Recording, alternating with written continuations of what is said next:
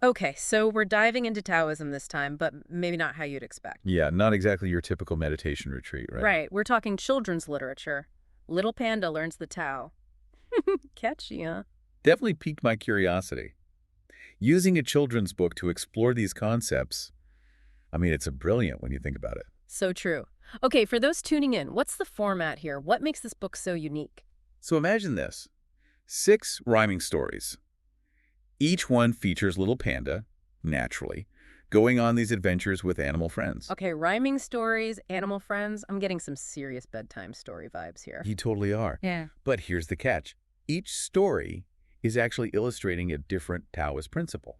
So it's sneaky learning for kids. I like it. Exactly. Harmony, balance, resilience, big, complex ideas woven into these really engaging narratives. I see. So it's like sneaking those vegetables into the pasta sauce. They don't even realize they're getting a philosophy lesson. You got it. You know, one that really stuck out to me was the yin-yang forest adventure. I mean, we've all heard of yin and yang. Yeah, but besides the symbol, I'll admit I'm a little fuzzy on the actual meaning. Right. It can be a little abstract. But in the book, they use the forest itself as a metaphor for this whole idea of duality. Light and shadow, stillness and movement, all these opposing forces existing together, which is the essence of yin and yang. Clever. Using something like a forest, something kids can easily visualize, to explain such an abstract concept. Exactly. And that's what makes this approach so effective. It makes these ideas not just understandable, but actually memorable, especially for visual learners. Makes you wonder why we don't teach more things this way, right? Tell me about it. Okay, so beyond the yin-yang forest, Little Panda also goes on other adventures. There's one called The Treasure of the Empty Vessel that I thought was really interesting. The treasure of the empty vessel. Okay, that sounds intriguing, and more than a little cryptic. What's the Taoist principle hidden in that one? That story is all about wu-wei. It's a tricky concept to translate, but you often see it as non-action or sometimes effortless action. Effortless action. Isn't that a bit of a contradiction? It sounds like it, right? But that's the beauty of these stories. They make those paradoxes click. In this one, Little Panda comes across a river, flowing water. Oh, I think I see where this is going. Right. And of course, Little Panda tries to control it, tries to force it to go a certain way, frustration.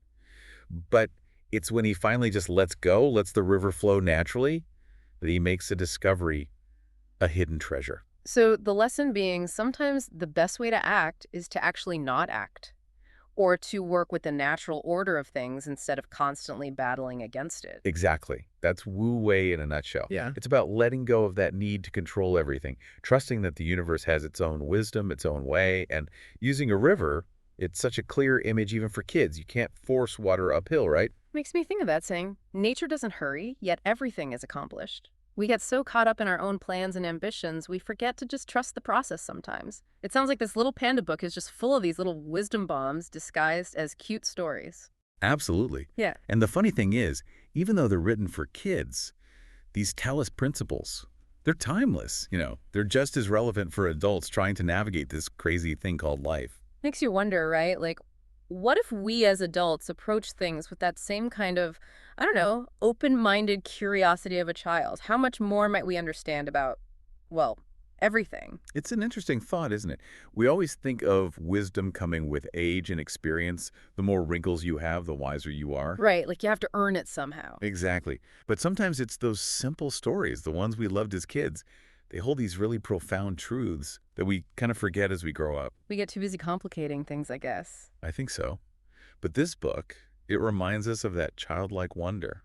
And it's not just the stories either, right? You mentioned earlier that they have additional resources on the website. Something about Taoism and the I Ching. Oh, yeah. They go even deeper on the website. They have all this extra info about the I Ching and Taoist principles. So they're really trying to make this wisdom accessible to everyone, not just kids who pick up the book. It's like they've got different layers to explore.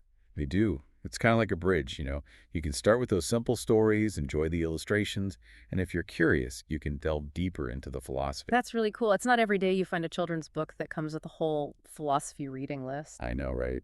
It's pretty special. So, for someone listening who's maybe a little overwhelmed, where would you even begin to apply the wisdom from this little panda and his Taoist journey? Hmm, that's a good question. I think the biggest takeaway is that wisdom can be found anywhere. It's not always about like meditating on a mountaintop or reading these big, complicated texts. You don't have to become a monk and give up all your Not possessions. necessarily. Sometimes those truths are right there in front of us, hidden in plain sight, or disguised as a panda's adventure. I like that. It's a good reminder to approach life with a little more curiosity, a little more of that childlike wonder. And hey, you might learn a thing or two from a little panda along the way. Who knew, right? Thanks for diving into this unique take on Taoism with me. It's not your average deep dive, that's for sure. Anytime. This was fun. See you next time for another deep dive.